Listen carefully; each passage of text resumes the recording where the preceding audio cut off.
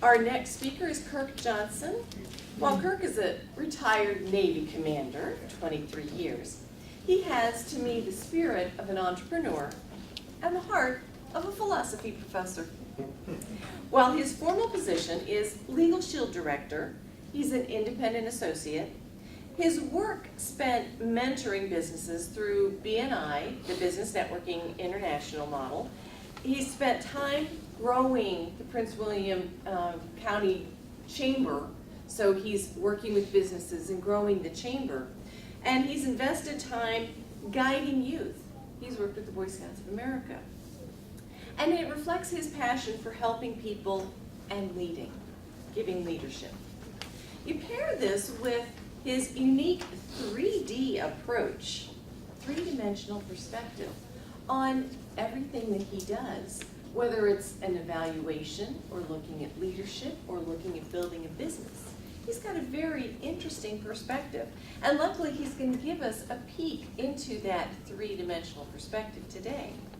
But I find that as I look at Kirk and think about all these pieces and look at his bio, he's a very multifaceted, different kind of person and steps outside the box just about every time you try to corner him.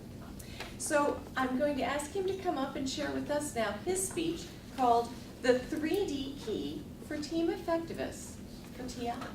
Join me in welcoming Kirk Johnson.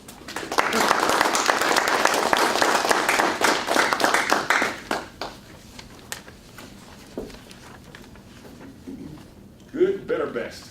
We never let it rest until our good is better and our better is best. Greetings, fellow Toastmasters and guests. How many of you have been challenged to do more, to reach a higher goal, to recruit more people, to expand your clubs, to accomplish it, whatever? Okay, I'm in the right place. A few more questions. How many belong to Toastmasters? 100%? Corporate clubs? 50 community clubs, 50, how about a church-based club? We're good to go. All right, absolutely. Campus clubs? Nope, okay. I wish you were my professor. 3D thinking and 3D key. I'm going to share what 3D thinking is, and I call it the 3D key. I'm going to apply it to teams, and since you all have a strong Toastmaster background, we'll make it relevant to Toastmasters. And then share some specific examples, real world, on how it applies, and give you a specific call to action. 3D thinking. To become a 3D thinker, first you've got to figure out what a one-dimensional thinker is and what a two-dimensional thinker is. Take it back to a little bit of geometry. A 1D object is that straight line, length, no width, no depth. It's a one-track mind. Little kids are great one-track thinkers. They can do something 24/7. If they didn't have to sleep, they would continue to play video games 7 days a week. And so on and so forth with kids. We went to school, secondary school, college, and they transformed us into two-dimensional thinkers. What's a 2D object? It's that piece of paper you're holding in your hand. It's got length and width and no significant depth. It's flat. It has two perspectives. You've seen it. They hand out that little essay book, except for this guy over here. It has 8 pages, and the question goes on the board. An issue. And the challenge is, are you for it or are you against it? Fill up the book. Man, I could never fill up those 8-page books because I was done. For it, against it, right or wrong, black or white, hot or cold, good or bad, I like it, I don't like it. If I had heard about 3D thinking prior to doing that essay test, I could have did it. It's just a shift in perspective. We kind of do it already anyway, but we haven't formalized it. So what's a 3D thinker? Well, what's a 3D object? Like this projector right above us, it's got a length, width, depth. Rectangle box, it's something with volume. So when you take that 3D object and say, well, how many perspectives do I have now, like that projector? There are 6 of them. There's a front, there's a back, there's a top and a bottom and a left and right, and each of those corresponds to a way of thinking. If you take that overview from the top down, you get that 10,000-foot orbital view of the issue or the problem or the team. If you go down underneath of it, you get a foundational perspective. It could be literal or figurative, either one. You go front and back. Out front, you've got the vision out there, and if you go behind the object, you get a historical perspective. Those who can't remember history can tend to repeat it, and what prevents you from repeating lessons, those lessons are lessons learned. What's left? Sides. The sides. Very good. So you can do my speech for me. That's good stuff. So on the left side of your brain, which typically is the more logical side, numbers, metrics, things you measure, rules, policies, that kind of stuff. On the right side, a little more creative, a little more fun. I like to put the word relationship over there because the R kind of works out pretty nicely. So now let's take a look at what we're all thoroughly familiar with, and that's our team, our home club, our Toastmaster club. That's our team.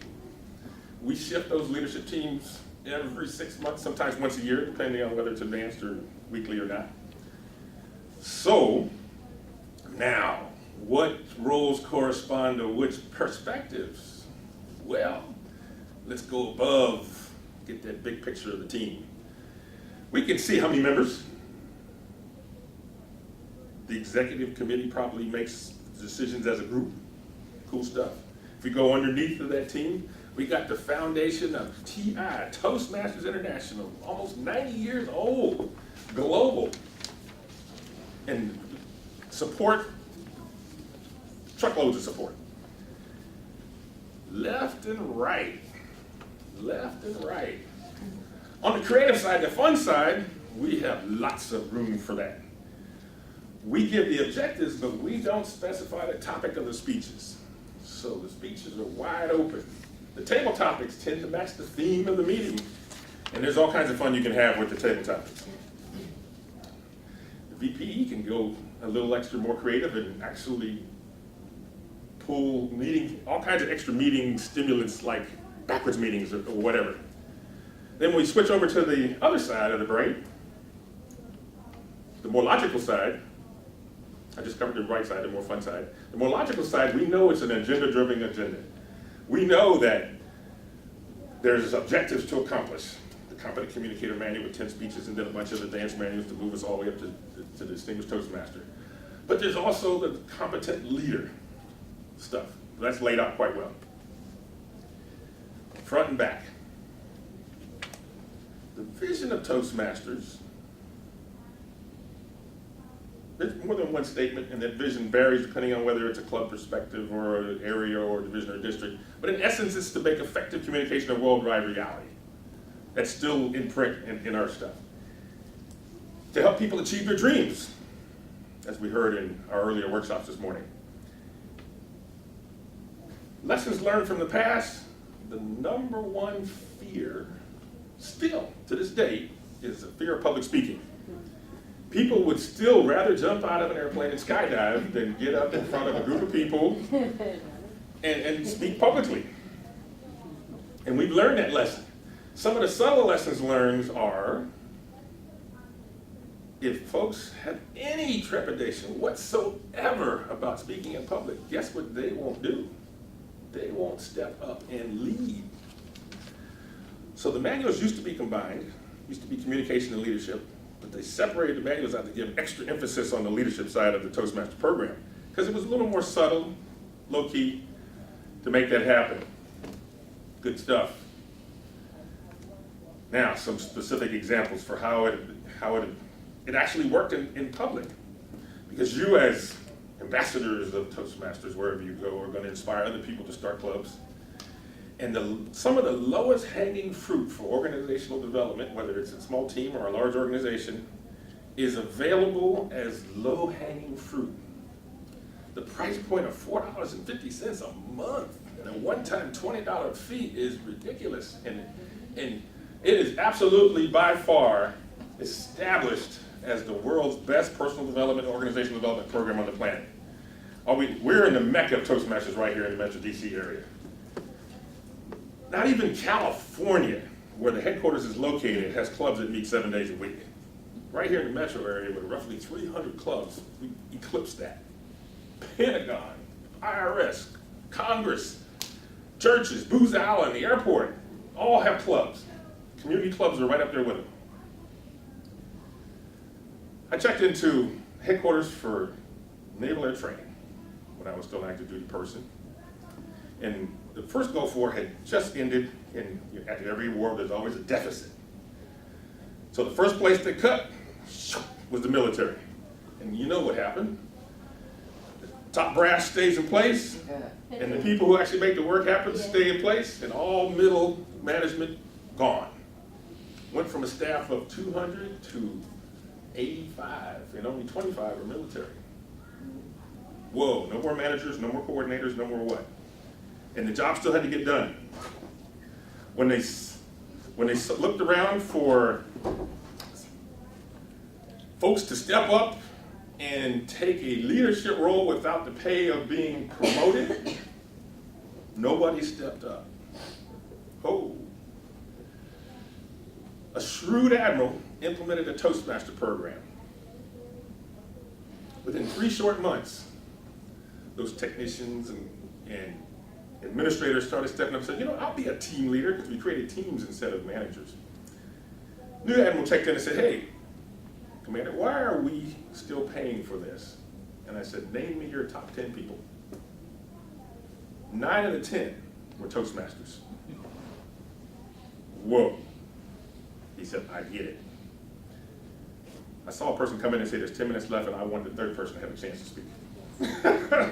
So, fellow Toastmasters, team leaders, if you apply 3D thinking, most folks will quit trying to find a silver bullet, or quit taking the I like it or I don't like it approach, and they will self-evaluate what's missing from whatever's making that team succeed by applying 3D thinking. So remember, good, better, best. We never let it rest until our good is better and our better is best.